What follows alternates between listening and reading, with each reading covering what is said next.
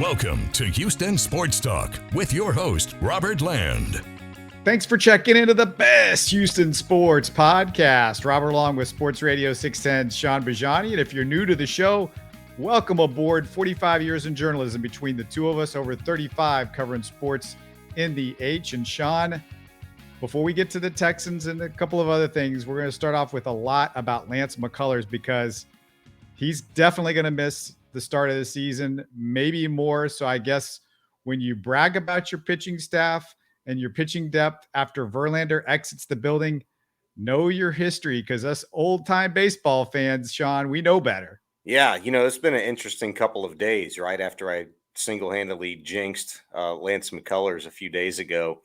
I don't even really know what I'd said. Oh, I know what I'd said. I said, hey, this is the first time in a couple of years, we might have him for opening day healthy on the roster where he's not coming back from injury. That's what I said. And then now we're not. So my bad on that. But the more I think about Lance McCullers and this forearm strain, sometimes those kinds of things can be a trigger or can be an indicator, rather, for another more serious type of injury. And for a guy who's coming off some arm trouble, obviously over the course of the last, couple of years, they want to be careful with this guy. So I tend to believe in my mind that at this stage, maybe this is a little bit more precautionary for a guy who has sustained his fair share of injuries in his throwing arm over the course of the last couple of years. Maybe this is something that we should be getting a little bit more used to with Lance McCullers, that, hey, any little tinge or twing or dent here and there, they're going to be a little precautious with him. And for a guy that they paid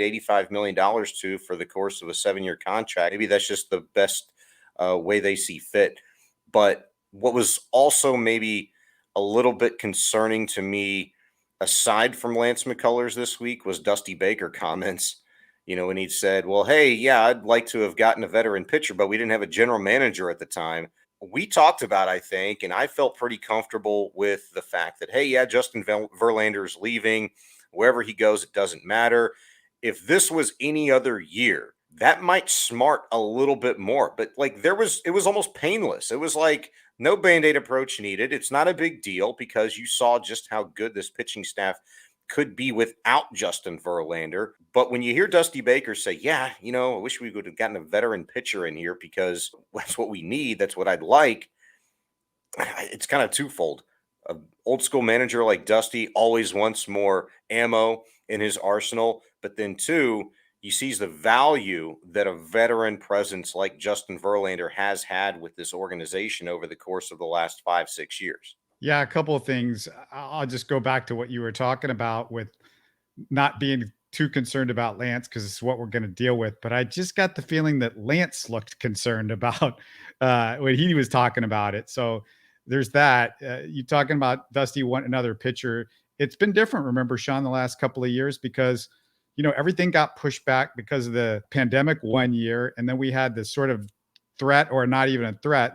The season got pushed back because of the big contract stuff last year. So yeah. I think that might have been lost on Astro fans, that you would typically get that kind of veteran pitcher earlier in the offseason, where, remember, we got Jake Odorizzi towards the end, but that was because of other factors that were taking place at that time. Yeah, good old Jake Odorizzi, man. I know he's had his detractors here in the city of Houston, but I really appreciated that guy. I thought he did a solid job, and maybe a little bit of a victim of circumstance when you're constantly comparing him to guys that are putting up just ridiculous numbers like a Justin Verlander or Christian Javier, Framber. I mean, or any one of those starters, in the Astros front line of the rotation the last couple of years. I appreciated the value that, Jake Odorizzi brought. Didn't, necessarily appreciate the way he handled some things, but boy, it really would be nice to have a veteran presence in there. However, it's still an embarrassment of riches. I mean, is it not? I mean, you don't have that veteran presence like a Justin Verlander or even a Jake Odorizzi right now on this roster, or Garrett Cole for that matter, that we got used to for a couple of years. But you do have some young, promising talent. A guy who made 2 starts for you this past year in relief appearances, looked absolutely stellar and should give you all reason for excitement, and that's Hunter Brown. Well, the problem with Hunter Brown is he's not ready to go a full season and a postseason if that's what you're planning to do with him. You've got 5 starting pitchers, yes, with Hunter Brown. Without Lance McCullers, you have 5 starting pitchers, yes, but he just doesn't. He doesn't have the arm strength as a guy to do that. And there is one guy that is a veteran starter. He's not somebody that anybody's going to be excited about, but he's had several starts over the last few years for the Astros, and he's been out of the bullpen a lot as well, and that's Brandon Bielak. It's not somebody Bielak's a guy.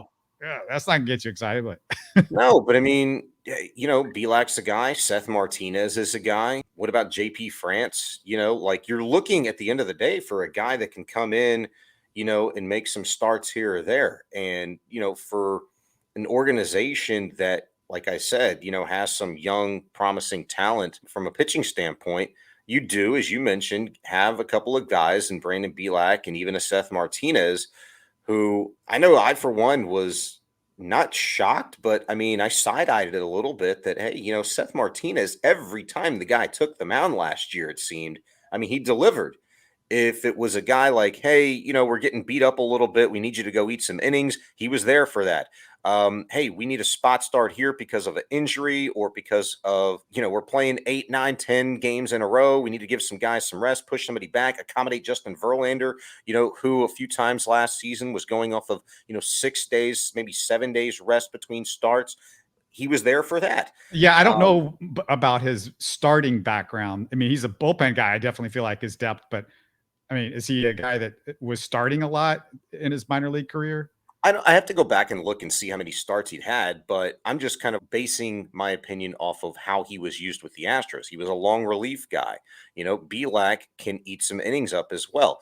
He routinely would go out there for 3, 4 innings at a clip. That might be a day in which you can get a little creative if you're Dusty Baker, where you would start a Seth Martinez, you would start a Brandon Bielak, and have them go the first 3 innings. It's a bullpen day. We've seen that before, and the Astros have enacted it. I mean, they haven't gone full-on Tampa Bay Ray style with it, with the regularity, but we have seen it. And for a staff that, now doesn't have Justin Verlander, but has a guy in Lance McCullers whom presumably you don't like it, but you just might have to accept it. You're going to have to treat him, I don't want to say with kid gloves, but just with a little bit more extra precaution going forward until he proves that he can keep his body, his arm, up to the standards of a 7-year, $85 million contract, up to the standards of a team that is looking to make yet again another deep postseason run. Yeah, Seth Martinez, we're going to talk to one of our experts on the Astros minor league system, and he can tell us a little bit more about Seth Martinez, but we're going to do that on Monday. So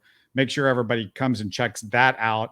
And I did a Houston Sports Talk poll on Twitter that I want to get to, but a quick reminder, the best way to support us is subscribe and comment on YouTube. You can listen on the run by subscribing on your favorite podcast. But Shaun, I asked Twitter, who's the most frustrating, always injured Houston athlete? The candidates that I threw out there, and there's probably a lot more than I didn't even put up because there's a long list of guys, but Lance McCullers, of course, Will Fuller, Yao Ming, and Arian Foster. Who do you think won the poll, Shaun? This was a tough choice. We had, I think, maybe 250 votes on that. All right, let me see. Let me work backwards. You said Arian Foster, Yao Ming, Lance McCullers, and who was the other guy? Well, obviously Will Fuller. Yeah, I mean Will Fuller. Yeah, Will Fuller. Who did fans choose? I'm going to go. There's always recency bias. Who was the first guy again? Lance McCullers. I'm going to go Lance McCullers. You would think recency bias would have affected it, but Rockets Twitter is pretty strong, and Yao Ming won easily. Yao. 56% was the number. Lance McCullers 23% at number 2, Fuller 11%, and Foster had 9%. Shaun, you can argue that if Lance McCullers wasn't injured in the 2019 World Series or the 2021 World Series, maybe the Astros have 2 more titles. We're going to get to the other players in this poll, but think about having Garrett Cole and Lance McCullers both available for Game 7. Even AJ Hinch isn't dumb enough to ignore both of them to go to Will Harris, is he? Well, I don't know. I mean, you had the best pitcher in all of baseball just chilling in the bullpen and he didn't use him. I don't know why you would go with, maybe a top 10 guy outside of that. I mean, you could have had Cy Young in the bullpen. I don't know if Well, AJ I Hinch would think have used because him. there was a couple of innings left, maybe it was in his head. Well, I'm going to let Will Harris get these last couple outs in this inning, and then I'll bring Garrett Cole because he's, so used to starting, come in fresh. But if you got Lance McCullers and Garrett Cole, you can finish the inning off with a Lance McCullers and then bring in Garrett Cole in to finish off the game. You're speaking logically, Robert, and sometimes you have to operate illogically. That's even the wrong word. Sometimes you just have to lay it out all on the line. Go back to 2000, was it 2004, 2005? I don't remember if it was their World Series year or not, but that great 18-inning game when Chris Burke walked it off. Well, who finished the ball game in that scenario? It was Roger freaking Clemens. He was the last guy in the pen, and he came in and threw 3 innings of one-hit ball. Well, he had no choice. That was a had no choice thing because they were just flat out of pitchers. And the whole Roger Clemens thing was there. I heard a story from Bill Brown on Astroline this winter that I just had never heard. I don't know if you've heard this one, but he had gone underneath the Astros, into their where they throw back underneath the stadium. Yeah. And he threw about 70 pitches, like hard, sweating 70 pitches to his son. He told them he would be ready. And so he starts to get ready. And then one of his sons hits a hard one off of him. And then he gets upset. And he starts cranking it, figuring there's no way he's going to get in this ball game. This is like late in the ball game, late and not even extra innings yet. We're late in the 7th, 8th, 9th inning. And he starts cranking. He throws about 70 pitches, and he never told that, of course, to Garner that he had done that. But Garner's like, "Hey, we need you." And then he hadn't eaten anything all day. It's a whole long story about that too. That's so great. And they had to go. All the guys in the bullpen usually have a snack bag or whatever. And he goes in the bullpen in the 13, 14 inning. And he's like, "Man, I'm real hungry. I haven't had anything to eat all day." He wasn't expecting to pitch. And I don't know what had happened, but it's like, "Where's the snacks?" And the guys are like, "Yeah, we threw the snacks up to the fans like in the 2 or 3 innings ago because we were done with them." That's fantastic. He's like, "What?" And he had to have somebody go run and get him some bananas or something like that, just so he had something to eat because he didn't know what was. And then he goes, what was it, 3 or 4 innings in that game? 3 innings, yeah. I think it was 3 innings, 1 hit. It was something spectacular. I mean, I was there for that game. 2004, 2005. I mean, it was one of those years. I want to say it was 2005, but I was there at the game, and it was 2005. It was unbelievable. That game to me is so memorable because, we thought it was over, and then Berkman hits that huge home run late in the game. Yeah, Ausmus too. Yeah, Ausmus had a big one also. But I'll never forget that game because I went with my uncle and he left in the 7th inning and actually made it back home to Austin before the game was over. And I said, "Man, I'll bet you'll never leave a sporting event early in your life again." And he hasn't. At least baseball. Texans, they'll do it to you. Yeah, you got to learn that lesson long ago in sports because stuff happens. Let's go back to that list, though. The guys that I mentioned, and Arian Foster, the Texans guys that I mentioned, they were at the back of the list, but Arian Foster missed 2 Texan playoff appearances. People forget about that because of those injuries. Basically had a Hall of Fame career shortened. Everybody knew what Arian meant to the Texans. I know that, but I'm not sure Texans fans quite understood Will Fuller's importance and what he meant to that Texans offense, Shaun. I mean, that was huge. Yeah, maybe not. At that point in time when Will Fuller was here, it almost felt like the cynicism was starting to, began to set in, at that point in time. And Will Fuller's track record of injury as a Houston Texan is well documented, and frustrated fans, on a week in and week out basis. But I think he opened up that whole offense. When he got out there, it made the running backs have more room. You got more room underneath. I mean, I just think people sleep a little bit on the fact that this was a guy that, maybe if he stays healthy, he's a Pro Bowler because he could have 100-yard games at the drop of a hat, score touch. He was a touchdown scorer with those games. And that was the era when we had Deshaun too, towards the end of his era. And so he was huge. Yeah, no, you're right. I think probably it's a case that a lot of fans and even media types don't pay enough attention to the value that he did have offensively. It's not talked about enough because everything that transpired. So in hindsight, maybe at the end of the day, it's really not that important, not that big a deal. Maybe if he does stay healthy, it's not enough to change like the trajectory of the franchise, so to speak, because everything still would have happened with Deshaun Watson. But, maybe Bill O'Brien doesn't go, Dr. Evil in the whole bit. I don't know, but it is something to think about. I have to admit, though, I totally forgot about the significance of Arian Foster's injuries as a Houston Texan. It just, in my mind, it was like, I thought the Texans had gotten everything they possibly could out of him. And then he went to, what was it, Miami, and, kind of flamed out or whatever. But you are right. I forgot about the 2 playoff appearances. I mean, that was just out of sight, out of mind. That's huge. Yao Ming's a good one. Lance McCullers is a big one. When you asked me the question initially, my mind immediately went to 2 former Rockets, and it was Chris Paul and Tracy McGrady. T-Mac would have been another good one. You could have put a 4th or 5th guy up there on that poll, and he would have gotten some votes. Yeah, so somebody mentioned Tracy McGrady. Tracy McGrady is the guy that I think of, but when I say always injured, I mean always injured. Tracy McGrady, basically, when he was with the Rockets, he just got injured, and then that was it. Like the injuries came. If you look at games played, he was up there every year. He played. He showed up for the playoffs. He was there, and then that one offseason, or that one postseason, I should say, with where him and Yao both got hurt against the Lakers, and then they lost to the Lakers in Game 7 without those 2 guys and without Dikembe Mutombo, and that Lakers team goes on to win the championship, and the Rockets almost beat them without those 2 guys. And they had like Ron Artest and Carl Landry and Kyle Lowry and all those guys. They almost beat him. But I mean, his career was just over with at that time. Now, Chris Paul, for sure, is somebody that I think of, but it felt like it was like he got injured that one time. I mean, he wasn't here that long, and he got injured the one time where, we could have won the championship. Absolutely a huge injury. I don't necessarily think of him as always injured, because he got injured then.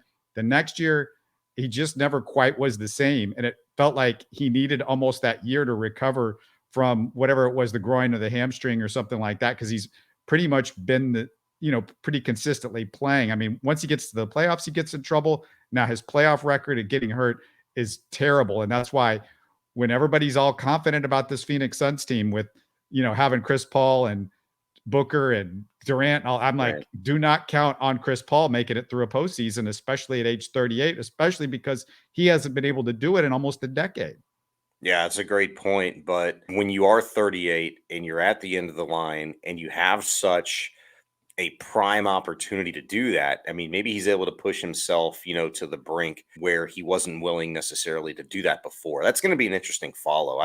I'm excited about that. What, Durant, he's supposed to make his debut with the Phoenix Suns, I think, at some point this week, maybe Monday night or something like that. That's going to be a must-see TV. I'm excited for that. It's good to get him out of Brooklyn. That, I never liked Brooklyn or when they were New Jersey, but I especially did not like them when they were employing that trio of Irving, Durant, and Harden. I feel really happy for a Brooklyn fan right now, but it makes me like Kevin Durant a little bit more. At least he becomes a little bit more intriguing now that he's a Phoenix Sun. Yeah, I don't think you should feel happy for Brooklyn fan, because they really haven't been able to have nice things for like 20 years, and this is the second time they've just been left high and dry with going after a bunch of guys and losing all their draft picks.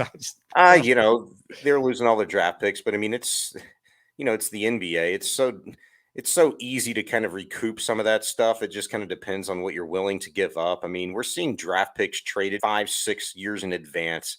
They'll be fine. I'm just glad for them that they get those 3 knuckleheads out of there.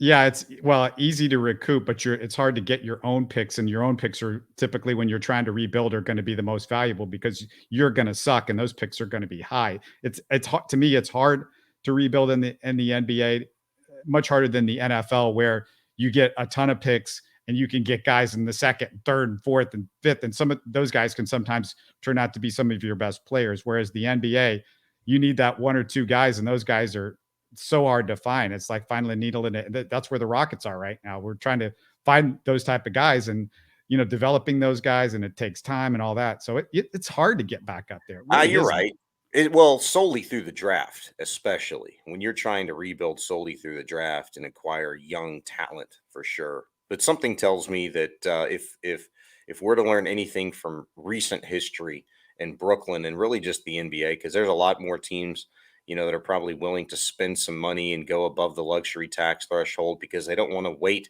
2, 3, maybe 4 years in a rebuild, acquiring young talent via the draft. They're going to go out and buy some guys. So it'll be an interesting follow. I think the NBA's got a lot of problems, man, to be honest with you. And hopefully the Rockets become relevant again this time next year. Hopefully we're talking about them playing some meaningful games. But the NBA as a whole has a lot to fix, I think. The one guy in that poll that we haven't talked about is Yao Ming, and he's one of my top 10 all-time favorite athletes, not just because I loved watching his style of play, Sean. It was also about who he was as a person, nice guy, humble, funny. He's right there with guys like Jose Lima, Springer, Altuve, and Caminetti on the Q factor of Houston athletes. And you know what? It's weird. Tell me if I'm wrong.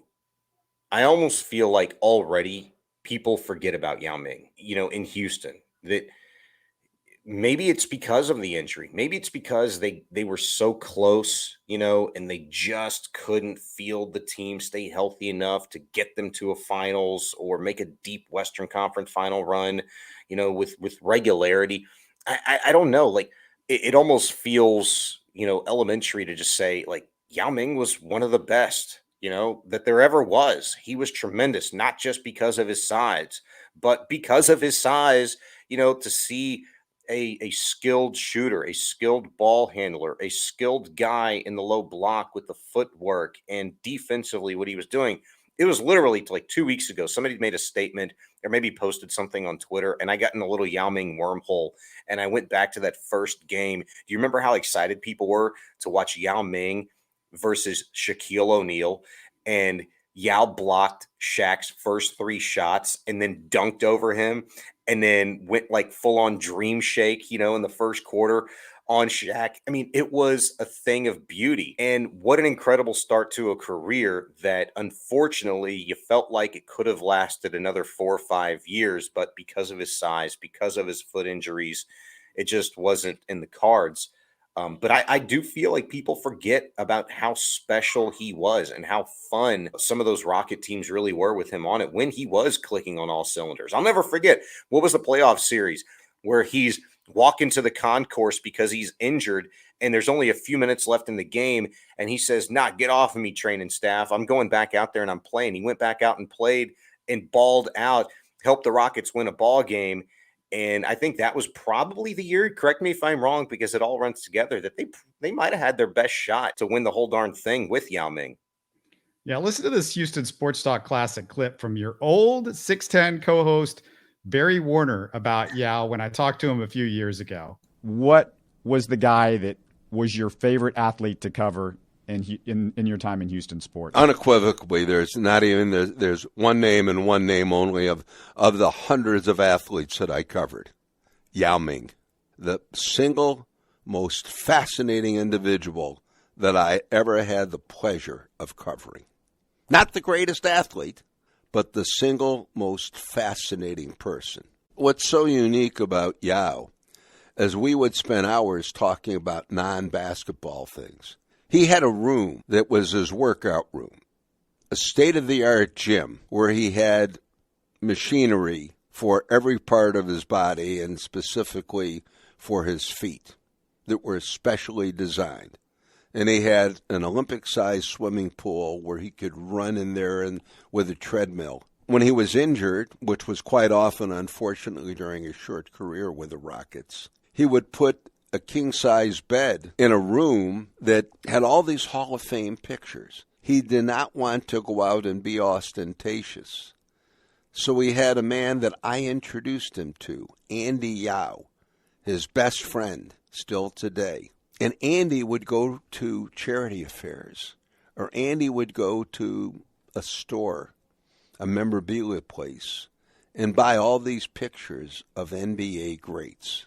and they would be proudly displayed. And there had to be, Robert, conservatively, about $700,000 worth of pictures. I mean, from George Mikan to black and white photos of Wilt and Bill Russell, and to Jerry West and Bob Cousy, and I mean, just a literal collage and tribute to the greats of basketball. So I asked him one day, we were sitting by the pool, I said, my friend, if there was a fire that broke out, what would you run in to get out of all this great collection? I mean, what would the 3 or 4 pictures that you would have to take? And he goes, oh, that could all burn. I go, what? He goes, oh yeah, those are just things that could always replace those.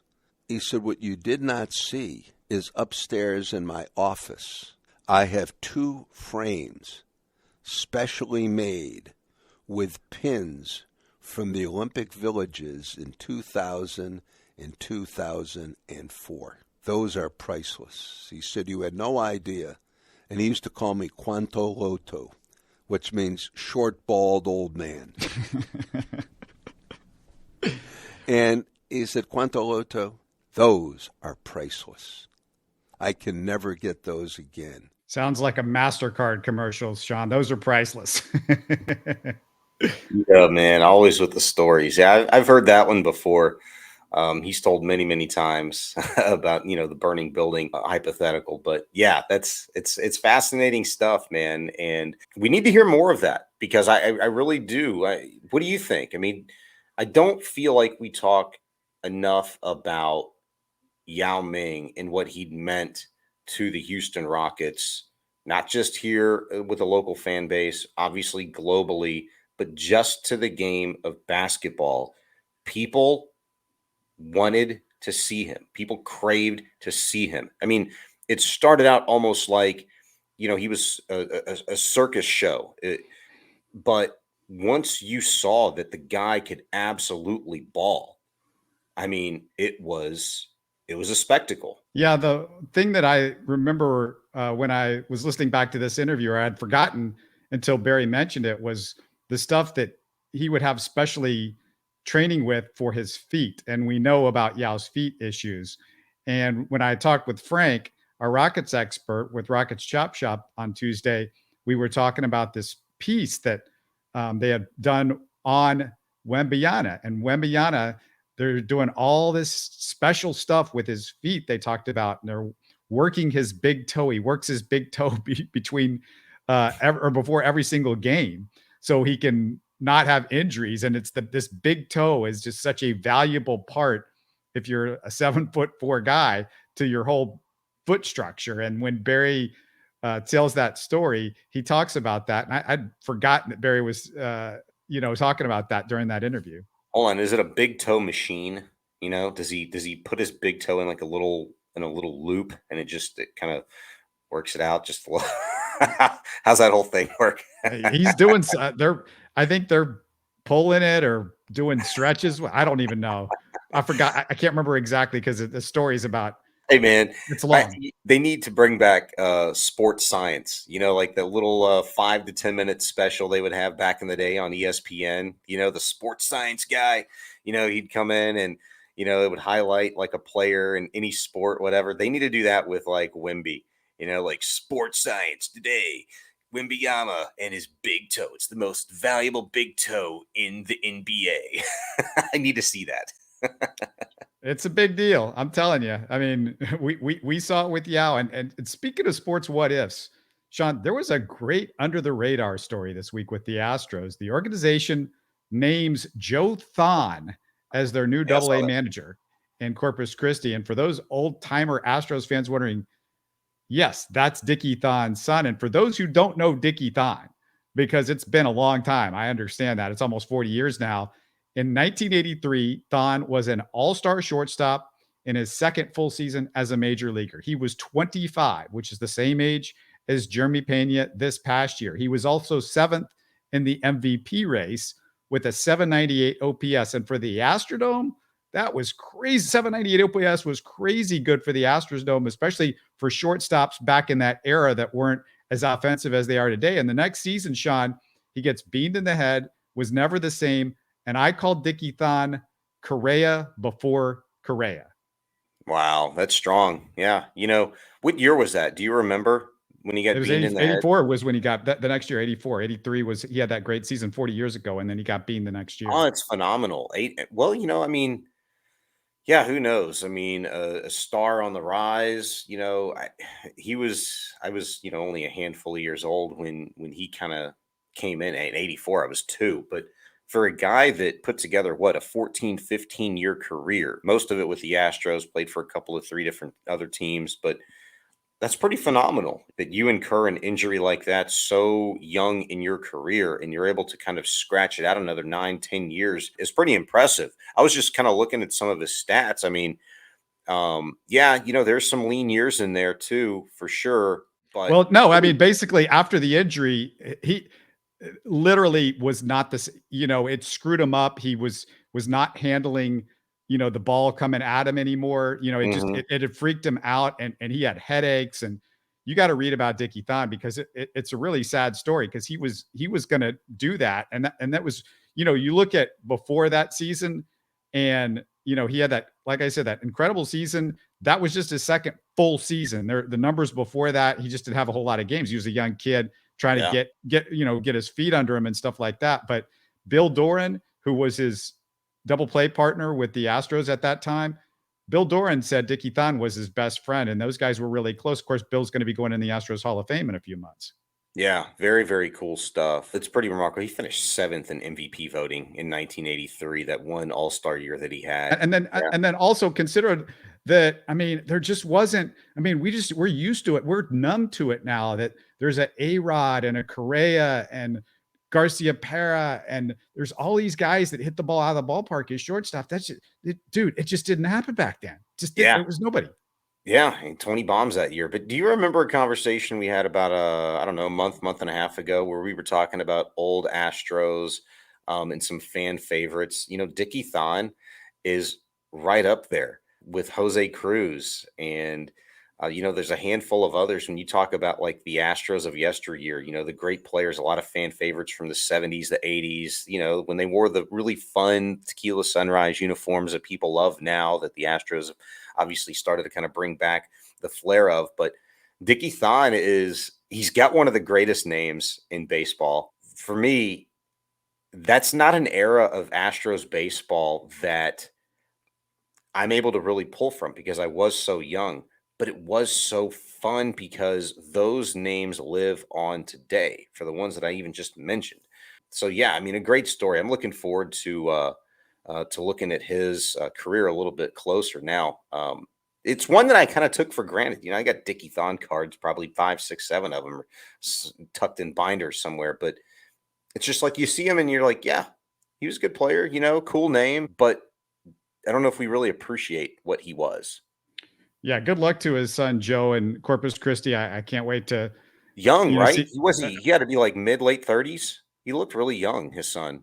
Yeah, I mean, I assume he can't be that old. I mean, Dickey, unless he had his kid when he was really young. But yeah, I just hope he does well with the hooks. And let's move to the Texans because they hired an offensive line coach, Chris Strausser. It kind of under the radar a little bit as the week's gone along. There's been a lot of moves around the NFL. The Texans, everybody, I think once you got over the OC and the DC, everybody kind of moved on, Sean. But Strausser, he'd been the O-line coach for the Colts the last 4 seasons. They had one of the best O-lines in the NFL the first 2 seasons he was there, but then regressed his 3rd year when left tackle Anthony Costanzo retired. This past year, the Colts allowed 60 sacks, which was the 2nd most in the league.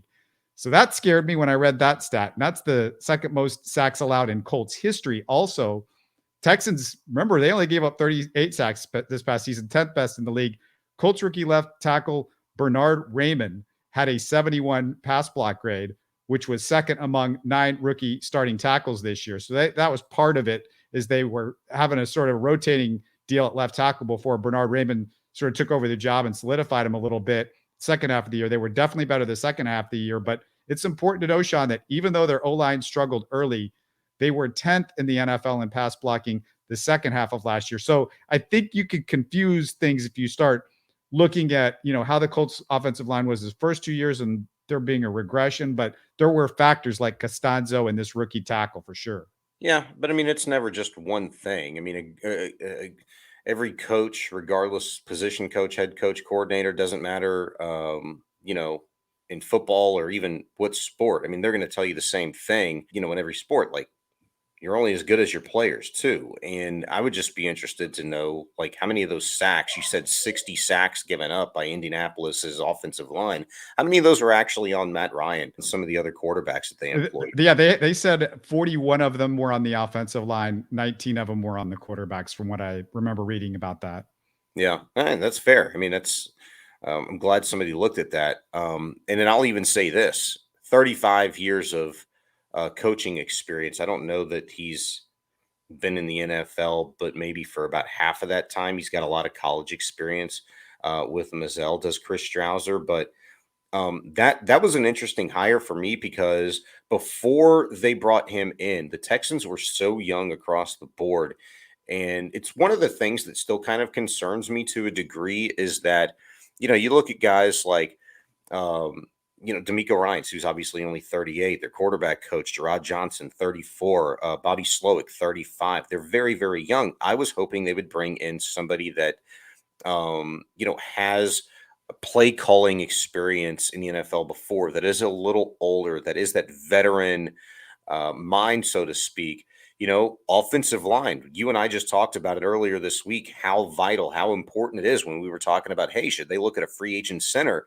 How key that is, particularly, coming in and learning a new system, the familiarity with that. I think, a guy like Chris Strausser, who has 35 years of coaching under his belt, can be a type of guy like that for D'Amico Ryans, somebody to kind of lean on from an offensive standpoint, in the trenches, look at things. So I like the hire. I'm excited about it, actually. And I'm also excited too. We were talking the other day about some position groups that hadn't been filled yet, from a coaching standpoint. Texans also bringing back Danny Barrett, their running back coach, which I find to be pretty funny. I'm happy for Danny. I think he's a really good coach. Damian Pierce spoke of him very highly all season long. But this is like the only guy that the Texans have. Not even Frank Ross has had to endure. Bill O'Brien, David Culley, Lovie Smith, and now his fourth coach is David Barrett, or Danny Barrett, on now. I would love to pick his brain and see him spill the beans one day. I know he won't, but the things that he must have experienced with the dysfunction as an organization over the course of the last 3 years must be something. I'm waiting for the book. I can't wait for that. One day. Let me ask you, I mean, you're a coach and you keep an eye on the fact that, all these guys are real young, and I'm making the same observation, and I'm just wondering, it seems like the NFL has gone from age and wisdom being a factor with coaches to now, everybody can't get that new 30-something-year-old hot coach in as their new head coach or their new coordinator. Some guys are in their 20s now. And I mean, it's just, I find it very interesting that we've kind of gotten away from wisdom being a part of because I think they don't feel like the old coaches understand the way offenses have changed in the last decade and all that. Maybe they just don't feel like, they can deal with or know the intricacies of the newfangled offenses of the last decade that are relying much more on quarterbacks running the ball, that sort of thing. Yeah. I mean, maybe there's an element to that. But I also think just sports in general, but football specifically, it's, so analytically driven now, that, just look at a guy like Bobby Slowick. He's 35 years old, obviously a very bright individual. And if you're going to be in the comeuppance in any coaching regime in the NFL these days, a Shanahan, you could do far worse than coming up underneath him. One of the more brilliant scheme systems minds in the game that we've seen, obviously with Kyle and his dad, Mike. But, he's a guy that took a couple of years off and went and worked at Pro Football Focus. And so, he's kind of seen the defensive side of the ball when he'd first come up in coaching, the offensive side of the ball, which, attracted him, but being a coach in the booth, on the field, and now looking at it from an analytical standpoint, I think coaching, nowadays the allure is being able to view the game from various angles. I can't recall, more so in the last 5, 7 years than really the last couple, where we're seeing coaches hired that have experience, albeit marginal, but experience on both sides of the ball. I think there is an extreme value placed on guys that are able to see the game from a defensive lens, but that coach offense and vice versa, but then also be able to use quite handily the analytical part of the game. And I don't know if those old heads, the guys with all that wisdom, just simply can't do it anymore. I just think when you've been coaching, Robert, for 20, 30, 40 years, you're around the game for that long, it's really hard to break old habits. And you tend to go with what you know and coach how you've been coached. And that transition is very difficult to today's player, to today's organization, and the way that these front offices might be structured now. Yeah, you and I talked about it just in the last couple of weeks about maybe Gary Kubiak coming back, and maybe that's somebody that they can bring in with some experience and an old school veteran, somebody like that to help out with the Texans offense. But also, it was interesting to see this week that Dom Capers has gone full circle, because remember, Dom Capers took the Carolina Panthers to an NFC Championship game, and then he lost the job in Carolina. He became the Texans' very first coach. And now he's back as an assistant, still rolling on in his 70s. He's a defensive assistant with the Carolina Panthers, and he shows up and he's got the same exact color hair. That got a lot of attention on Twitter, but I haven't seen it yet, but I heard people talking about it. Yeah. Like, what are you doing, Dom? Good to see Dom back, though. That's for sure.